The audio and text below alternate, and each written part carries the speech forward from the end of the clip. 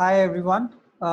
So I hope you have seen our first video on the 20 lakh crore package which was announced by Modi ji on 13th, and then 14th we saw the first glimpse what it entails, and now yesterday we got to see the second, and today we got to see the third. In this video I'm specifically gonna cover about the second part of this package. I hope you have seen our first video on this. Uh, if you haven't, you can just find the link at the top and you can click that to view that particular video. Great. So let me directly jump into it. It's a short, crisp video we are going to talk about. So this particular presentation by Nirmala Sitharaman focused on four particular sectors: farmers, migrant laborers, middle class, and real estate. I believe there are a lot of good things which have been talked this time. Uh, so yes, a lot of great things, but I think there can be more which needs to be done. So let's see what these things are. So now they have introduced this package, and so on 14th, Nirmala Sitharaman showed something around 5.9 lakh crores spending for the MSME, discoms, NBFC, and real estate. I've already explained, and this time they on 14th they have shown the expenditures for 2.46 crore, and we will discuss what these are for urban and rural poor and the farm sectors. What I feel is the announcement made on Thursday were more to do with credit availability and liquidity rather than fiscal transfer from the Consolidated Fund of India. And people who have seen my earlier presentations know that I've been complaining that I expect a lot from this government, but these are just changing some rules by which money can come in our pockets. However, no money is actually going from the Consolidated Fund of India. Now, I think we have got to see approximately 8.4 trillions of stimulus package which has been announced.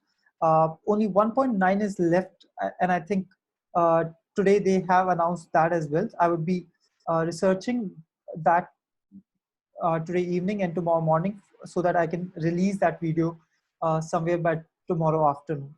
Uh, and the government has increased the wages under the Manrega from 182 to 202.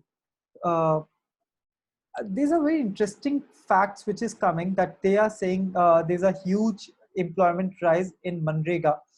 And there was this one economist who has said that now there's a huge jump in farmers.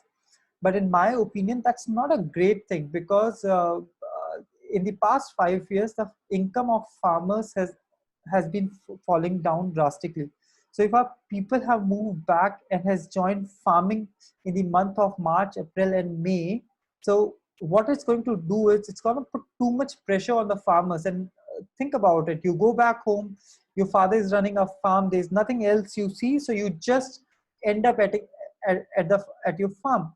But is it actually generating any additional revenue?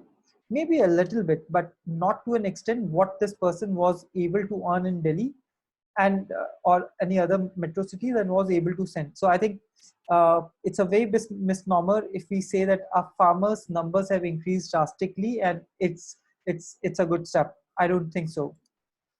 Just my opinion.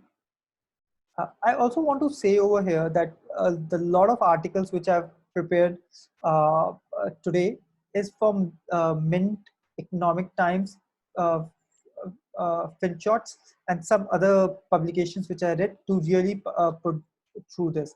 Now, we were talking about farmers. The finance minister has also announced 30,000 crores worth of working capital loans to help farmers kickstart preparatory work for Kharif and post-harvest Rabi season. Farmer can also able to borrow up to 2 lakh crores from banks at a concessional rates in near future. I think these are great steps. However, these are again dependent on an NBFC, how comfortable they would be in going out and giving out the money to these people. And understand, NBFCs are in a very poor state. So would they be interested now to give out new loans? that's something which needs to be seen, and how government is going to guarantee those. That's something which details I'm missing over here. So my contention again remains that we require direct cash in the pockets of the farmers, migrant laborers and others, rather than asking them to take a loan. That might work, but that's a tougher route than and one which was required at this particular stage of time. Now, talking about migrant laborers, I think there are few things interesting which has happened now. So for one, they have introduced one nation, ration card. I think that's very valuable. So people have this quota of their families, and now if one person is being in Delhi and three people in Bihar, this family can take all the four people's thing, and they can also take it at other states as well. According to Nirmala Sitharaman, this is going to benefit 67 crore beneficiary in 23 states. Uh, and they also talked about affordable rental agreement and supply food grains unconditionally to migrant laborers for next 2 months. So I think these are two interesting steps. We are still awaiting some details on how these affordable rental agreements are going to create.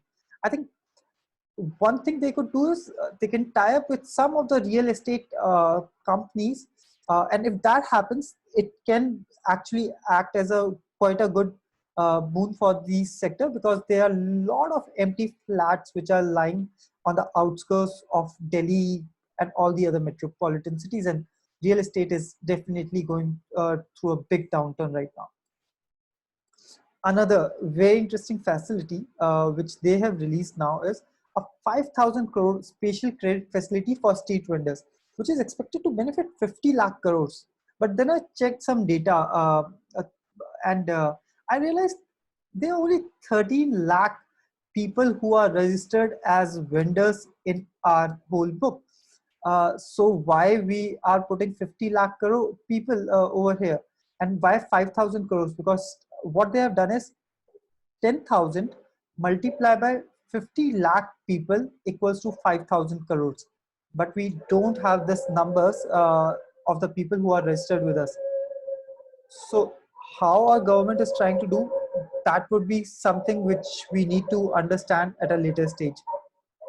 Uh, Another interesting thing is they have put a 1,500 crores offering at 2% interest subvention for the prompt payment of Sishu loans. So I think that's again a good step, that if you have a loan of 50,000, if you pay back on time, you get a rebate of 2%. So some good step, but again, these all depends upon the people to borrow and give back their money. While right now people in a very dire state, so we required someone to put money in their pocket so that they can spend.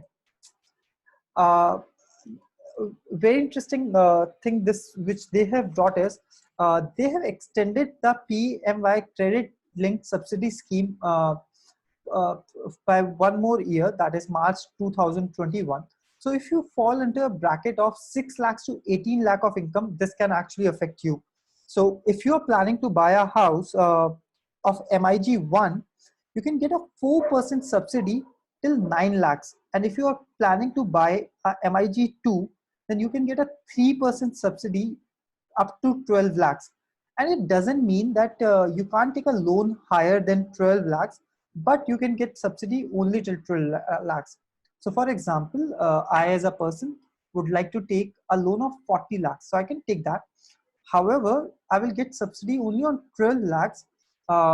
That's also for 3% if I'm taking an MIG 2. And for 28 lakhs, I have to pay the normal amount.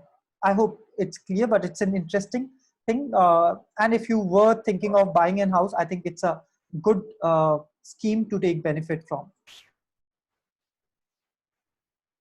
So as I told you, it's a short and crisp. And before I end this presentation, just one request, that please subscribe this video. It helps us in a big way.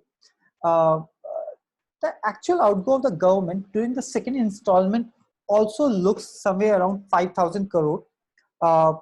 And one of the big chunk is 3,500 crores for the expansion of free food grain scheme to 80 million migrants. And another one is 1,500 crores as an interest subvention for the Mudra Sishu loan beneficiaries. However, in both the cases, you have to understand this is like the total corpus which they have booked, but would the people avail the whole 1,500 crores? I have a doubt over that. And the most interesting, this statement I got from Vijay Mahajan of Basics, and he talks about the poor may spend less in total, but are known to display a higher margin propensity to consume. So I think that's a very powerful statement, that if we have to start running the cycle of economy, and if we start putting money in the pockets of the poor, what will happen is they have a higher propensity to consume. They will go out and spend this money. They require new things for their houses. They will buy products. So if money goes to those particular people, there will be a lot more money coming in the economy in the right form, and that can actually start the economic engine. I included a new section today, and I found it quite interesting. So I covered some other news as well. So steel output demand has tumbled in March. And what has happened is now all these companies, for the first time, SAIL is actually looking at export partnerships and is trying to export to China. Very interesting. So China has started their operations to a large extent, and SAIL, which is a government entity, is thinking of exporting to China. Very interestingly, suicides have declined in Japan as people get more family time. So I think that's a good news to stay with. And lastly, Damani picked over 15% stake in Indian Cements in the March quarter, and today the stock price jumped 16%. I think that's a very great story. I might cover this stock in the future dates, but that's all for me for today. And last, please do subscribe. You will see a subscribe button on the lower right hand side over here. Just click that button. It will help you to get the videos and help other people to know that we do put efforts in creating these videos. Thank you. I hope you have liked this video.